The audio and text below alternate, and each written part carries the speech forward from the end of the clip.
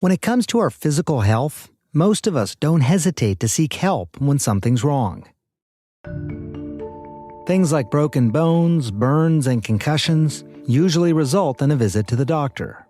But when it comes to our emotional health, well, that's a different story. People don't come to therapy until they're having the equivalent of an emotional heart attack. That's psychotherapist and writer Lori Gottlieb. We don't have this hierarchy of pain with our physical health. We don't say, oh, I fell down and broke my wrist, but I don't have stage 4 cancer, so I'm just going to let my wrist hang out there and I'm not going to get a cast. And we have a very different attitude about emotional health. Lori suggests that we could all be happier if we didn't wait for crisis to strike, and that therapy is a powerful tool that might help. Now look, we've all heard time and time again that true happiness comes not from money or even external success, but rather from within. And I really believe there's truth in that. But it's also true that many of us could use a little help getting there. And that's where therapy comes in. But here's the issue. A lot of people are unsure about therapy. According to Pew Research, nearly a third of Americans surveyed said they'd only be somewhat comfortable talking to a therapist about their own mental health. It could be that people are concerned about the cost, others may just be skeptical. Whatever the reason, uncertainty about what therapy is and how it works, that's real. And as someone who's never been to therapy before, I had a lot of questions as well. So today, we're going to explore how therapy could help you achieve happiness, whether you're facing challenges or simply seeking to enrich your life. Also, what exactly is the science behind therapy? How does it work? And here is a provocative question. Should everyone be in therapy? I'm Dr. Sanjay Gupta, CNN's chief medical correspondent, and this is Chasing Life. Can you just spend a minute telling us how you define what therapy actually is? Because I think a lot of people who are listening, they see it in TV, they see it in the movies, but I imagine, like with a lot of medicine as well, it's not always accurate. What is therapy? There are so many misconceptions about therapy, and I think that often prevents people from going. So one misconception about therapy is that you're going to go in, you're going to download the problem of the week, and you're going to leave, and you're basically just complaining and getting validated for your complaints. And that is not what therapy is. We like to say that insight is the booby prize of therapy, that you can have all the insight in the world, but if you don't make changes out in the world, the insight is useless. So one misconception is that all therapy takes place in therapy. Most therapy takes place in the week between sessions, where you are actually taking what you've learned and doing something different. So we like to talk about the difference between idiot compassion and wise compassion. Yeah. Idiot compassion is, again, what we often do with our friends. So you tell your friend the story that you maybe would have told your therapist. Like, can you believe that my partner did this or my sibling did this? And we say, yeah, you're right. They're wrong. We support our friend's story. But we're all unreliable narrators. We are all telling a story from our very specific perspective, and we're leaving out the things that maybe don't make us look so good or that we're just not seeing because, of course, we're just looking through our own very narrow lens. But at therapy, you get wise compassion, where we hold up a mirror to you and we help you to see something about your role in the situation and in the relationship that maybe you haven't been willing or able to see. And that's really helpful. It's almost like getting a second opinion on your life from someone who's not already in your life. That is really wise. I can see why you are someone who practices wise compassion. And I think that the reason that people don't maybe go to therapy is because there's this idea that things have to be really bad before you go to therapy. Right. If you're feeling sad or you're feeling anxious, you're having trouble in a relationship, we say, well, I have a roof over my head and food on the table, so I have no reason to complain or be sad or be anxious, or so what if I'm having trouble in my relationship? And people don't come to therapy until they're having the equivalent of an emotional heart attack. We'll be right back.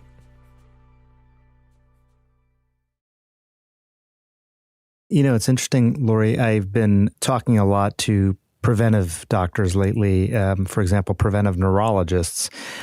And to your point, I think one of the things that they say is we kind of live in a sick care system more than a health care system, that even when it comes to our physical health, people aren't really doing things to maintain as much as really addressing the problem when it gets to some sort of crisis point. Who should be doing therapy? When should they be coming in? So I always say to people that if you're asking yourself if you should go to therapy, that's your inner therapist telling you you should go to therapy. People feel like the threshold has to be so high. In terms of preventative emotional well-being, I think that's really important. So for example, I have a lot of couples who come to me before they get married. And they're coming not because they have any problems. They're at the best possible place in their relationship. They're so happy. They're so excited.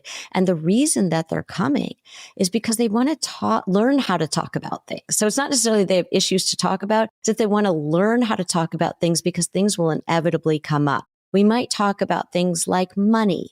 And let's talk about what you guys have discussed in terms of how you might handle your money. Let's talk about sex. Let's talk about your families, because you are blending two different families when you get married, and in-laws and parents and siblings and your friends and your separate friend groups. Let's talk about whether you want to have children. And if so, how are you thinking about how many you might want to have and who might be taking care of them and how that might work. So all of these things are things that most couples do without going to therapy first. They just do it. And then they come in when the problems arise. Like, well, I didn't know that you thought that. I didn't know that that was the expectation. I didn't know it was going to work this way. So that's a great example of preventative therapy. And those couples tend to do really well, but they get so much flack out in the world. Like, oh, you must have a lot of that's not a good sign for your marriage that you're going to therapy and you're not even married yet.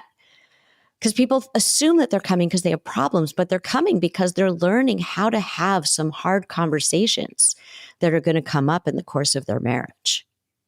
This idea that the sort of stigma, I think that you're alluding to there, has that changed over the time that you've been practicing? I mean, I feel like I hear a lot of people who are much more open about discussing going to therapy. If I'm just out in social situations, it'll come up just as part of normal conversation. I don't feel like that happened 10, 15 years ago. I'm in my mid-50s now.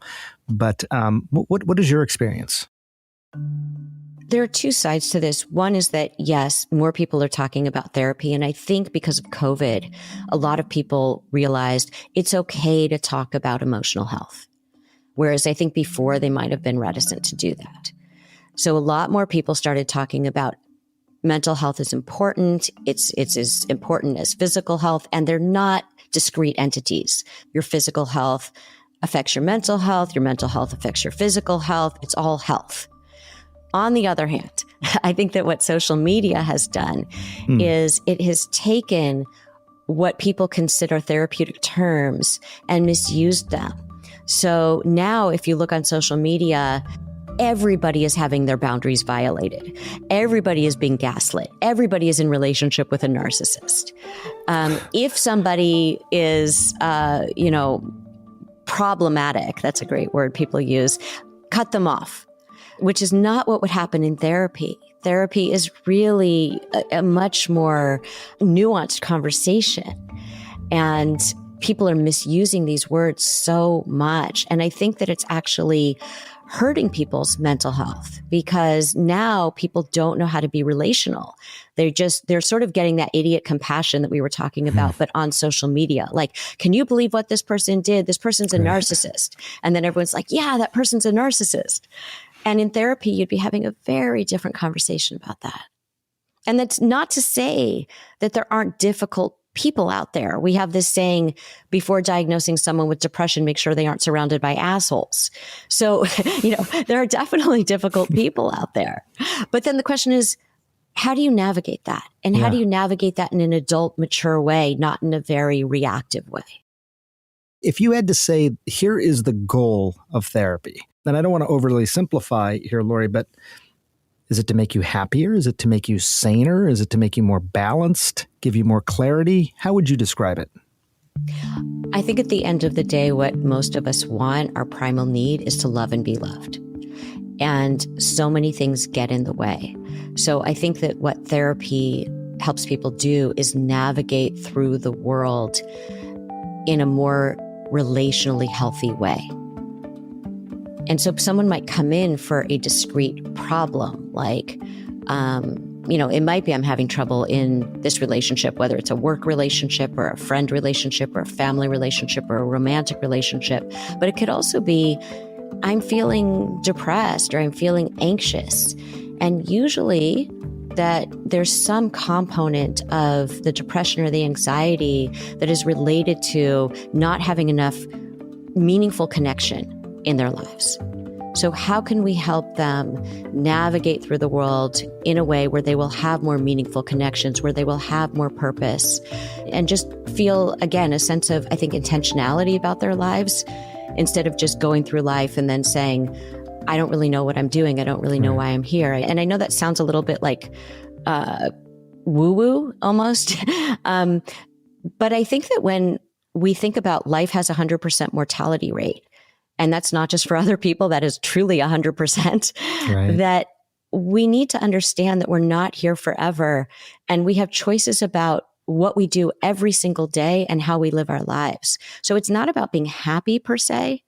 I think that people who chase happiness, that's sort of a recipe for disaster. I think that people who are looking for meaning and connection, which of course brings us happiness, is why people come to therapy. If patients come to the office to see me, I get a pretty good idea if someone's coming in for a herniated disc or a brain tumor, how likely I am to be successful in addressing the issue. What about you with therapy? Yes, I would say maybe not the first session, but certainly after the first few. And what is it that you're looking for? Part of it has to do with readiness. So is the person ready to self-reflect? Is the person ready to make some changes? Why is the person here? What is their goal? I think another misconception about therapy is that people think you're just sort of free-form talking and there aren't goals. And from the very beginning as a therapist, I am thinking about what are they hoping to get out of this experience? What is the through line here? So that we know whether we're on track and we know whether we've met certain goals. And I think that the people that are hard to help are the people who don't want to do the work, don't want to self-reflect, don't want to make change out in the world, want to blame other people. Everybody comes into therapy because they want something to change. That's why they're there. But often what they want to change is someone else or something else. And I get that. I went into therapy the same way. That's why I wrote about in my book. I follow 4 patients, and maybe you should talk to someone. I follow their stories, but I put myself as the 5th patient in the book because I wanted people to see that I do the same things when I go to therapy. I think it's really human. But I also think that, how open are you? How willing are you to consider another perspective? If you're just going to keep thinking about your situation in the same exact way, then why are you in therapy? Right. You said it's not necessarily the goal of therapy to make you happier, but rather to make you feel like you can be loved, that you can love out in society. Do people, though, report being happier when they go through therapy? Do they report elevated mood? Yes. And I the reason I hesitate is that nobody's happy all the time. That's just not realistic. So that the term happy, do they experience joy more? Yes. Are they generally more content in their lives? Do they feel less stressed, less sad, more able to manage when things don't go well, less reactive when they're in a situation that maybe is relationally difficult for them, more able to find sort of inner peace? Yes. And I think that shouldn't be underestimated. I think that when people say, oh, I just want to be happy. All of the things that I just described bring you happiness. We're going to take a short break here, but when we come back, Lori explains how therapy can actually change your brain and maybe, just maybe, get you closer to achieving happiness. Neurologically, we are wired from very early on. And what we're doing in therapy is we're changing the wiring. We'll be right back.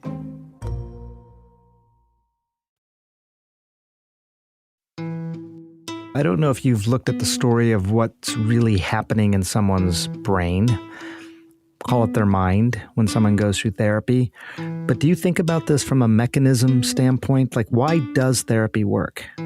I'm really interested in the science. And I think that therapy is both a science and an art.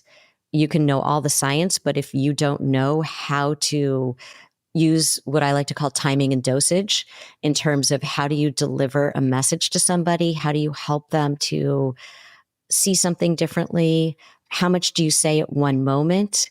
And at what point, which session are you going to do it in? And what moment in the session are you going to do it? Timing and dosage is crucial. And there's an art to that. But I think when we look at sort of neurological pathways, when people have trauma, for example, and there's a pathway that forms between sort of stimulus and response.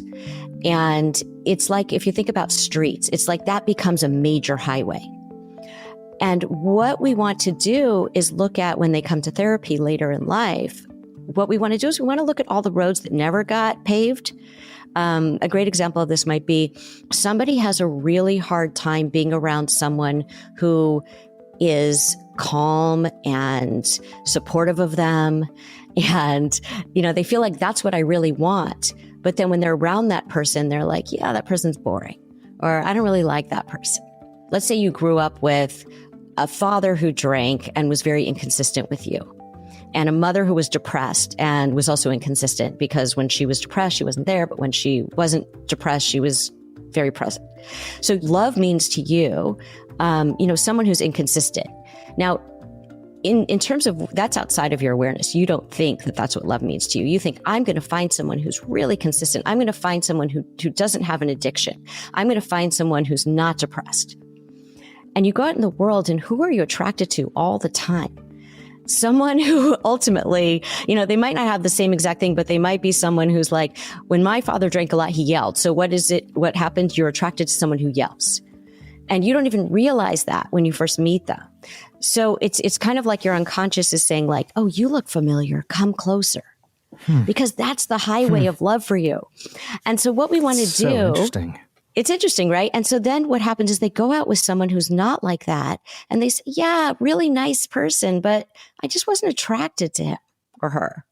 And so what we want to do is we want to kind of help them be around people like that more, so we get that road paved a little bit more. It's like an unpaved road.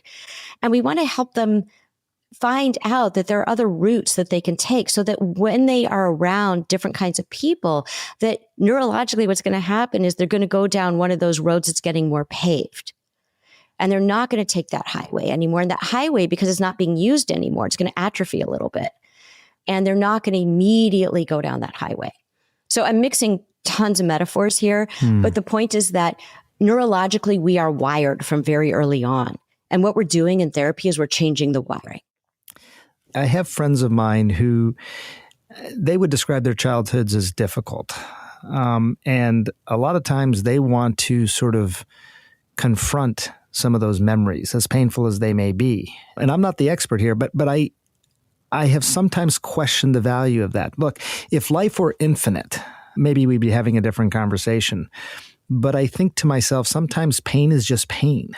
Like why, right. Why bring it up again? Does it have value? It has value when you are trying to understand how the past is informing the way you move through the world in the present. It does not have value if you're just recycling the pain. I think that a lot of people kind of revisit the past ad nauseum because they have this fantasy that they can change it. They know they can't. So I like to say that we need to let go of the fantasy of having a better childhood in order to have a better adulthood. And once we let go of the fantasy that we can change what happened by talking about it and talking about it and talking about it, then we can say, okay, let me look at how that informs some of the ways that I move through the world.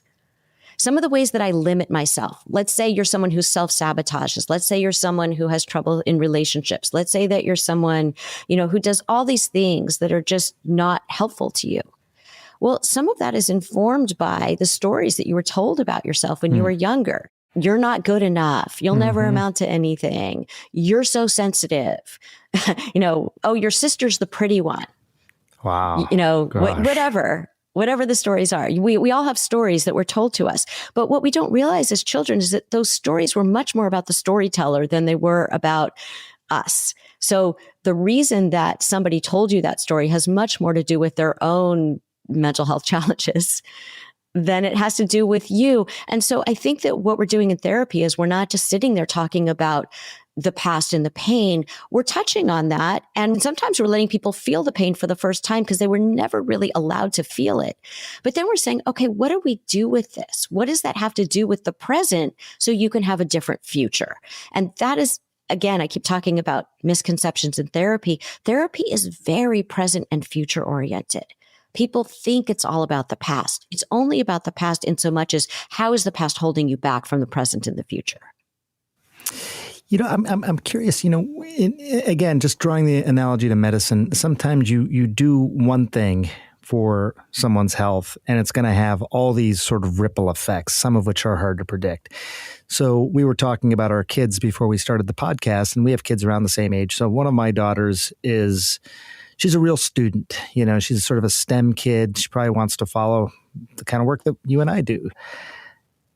She's really hard on herself. Really, really hard on herself. And as a result, can sometimes, I think, be hard on others as well. And there are times when her mom, my wife, and I will look at each other and say, do we intervene? Because on one hand, it's really fueling to her. I mean, I think it's part of the reason she's so successful in school is because of this being hard on herself. On the other hand, I worry that it may border into pathology. And I don't know what to do sometimes. And I'm just curious, like when you are thinking of your patients, if you're addressing a particular thing, could it be not harmful necessarily, but taking away another superpower of theirs or something that's an attribute of theirs? So in terms of what your daughter does, there's this, I think, idea that a lot of people have that if you are really hard on yourself, that somehow that's going to make you more successful. If you self-flagellate, if you are a taskmaster, that's going to make you more successful. And by the way, in the short term, sometimes it does. Mm-hmm. But in the long term, most people burn out. They can't sustain that level of stress. And what they come to realize is that when you have self-compassion, you actually hold yourself more accountable. So let me give you an example. I had a patient come in and she was so hard on herself. And like you said, that also makes you critical of others because you feel like you have these standards. And so I said to her, listen, the person that you talk to most in the course of your life is yourself. So most people, if you say to them, who is the person that you talk to most in the course of your life? They might say, oh, it's my partner, it's my parent, it's my sibling, it's my best friend. No, it's like a radio station playing in the background or like having the TV on in the background.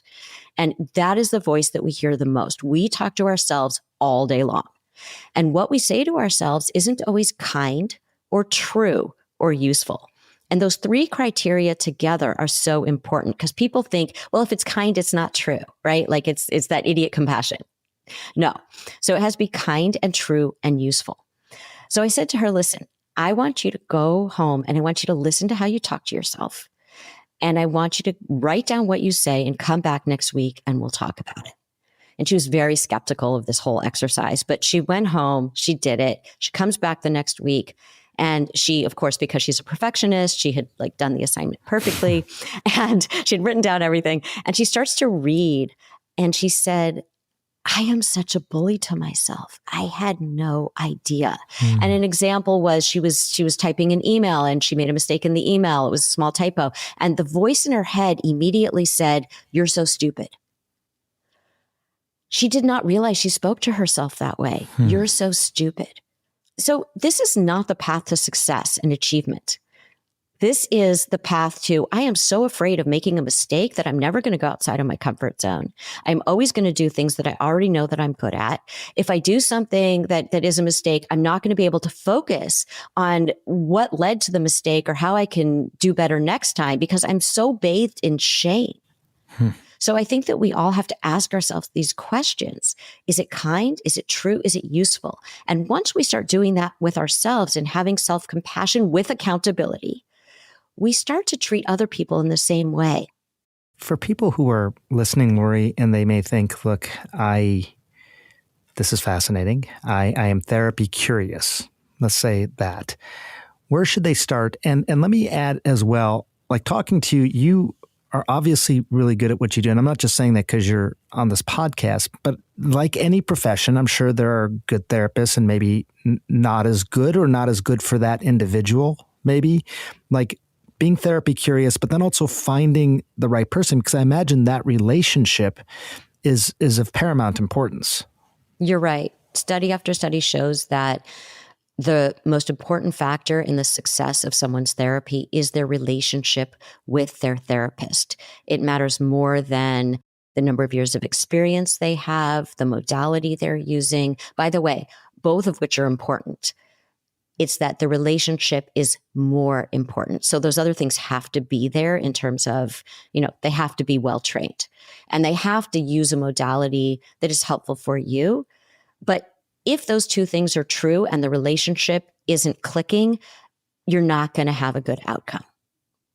So I think when people go to a first session, they need to really look at, how do I feel coming to this person? And I always say that if they're leaving the session, it's not about, am I going to go to therapy or am I not going to go to therapy? Because that therapist might not have been the right fit for you. So ask yourself two things. One, did I feel like this person gets it?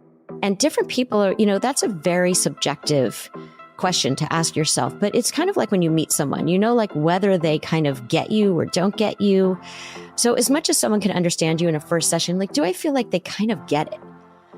And that's a really important chemistry question to ask yourself. That's about the chemistry.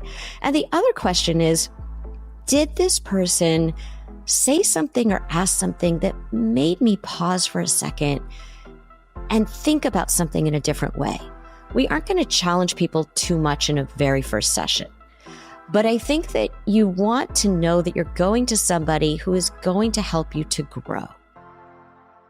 I think it's pretty clear that therapy holds tremendous potential for anyone seeking greater joy, greater connection, fulfillment. And honestly, that's probably most of us, if not all of us. As Lori emphasized, therapy does require you to show up and then do the work outside of sessions to really dig down deep and be vulnerable. And finding the right guide, that can make all the difference. And as she said, it's probably worth it because remember, the longest relationship you'll ever have is the one with yourself. And investing time and care in that relationship, well, that can lead you toward lasting happiness. Now, before we go, I wanted to share some more thoughts from all of you about how you chase life. Today's comes from Katie.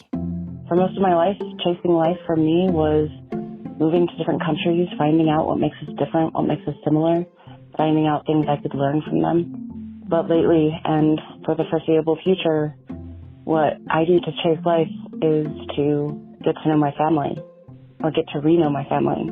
What makes us different, what makes us similar, and what I can learn from them. Katie, thank you so much for sharing that. Relationships with family, they can be one of the sweetest things about living this life. And just as therapy helps us understand ourselves and our relationships better, taking the time to reconnect with loved ones can be profoundly healing and also can bring us happiness. That's certainly true for me.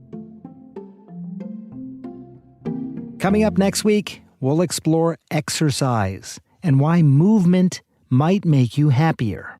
Moving your body seems to open people up to new perspectives with an increased sense of optimism and confidence that a situation is not hopeless. We'll see you next Tuesday. Chasing Life is a production of CNN Audio. Our podcast is produced by Aaron Matheson, Jennifer Lai, and Grace Walker. Our senior producer and showrunner is Felicia Patinkin. Andrea Kane is our medical writer, Dan Dzula is our technical director, and the executive producer of CNN Audio is Steve Lichtai. With support from Jameis Andrest, John Dianora, Haley Thomas, Alex Manasseri, Robert Mathers, Lainey Steinhardt, Nicole Pesaru, and Lisa Namaro. Special thanks to Ben Tinker, Amanda Seeley, and Nadia Kanang of CNN Health, and Katie Hinman.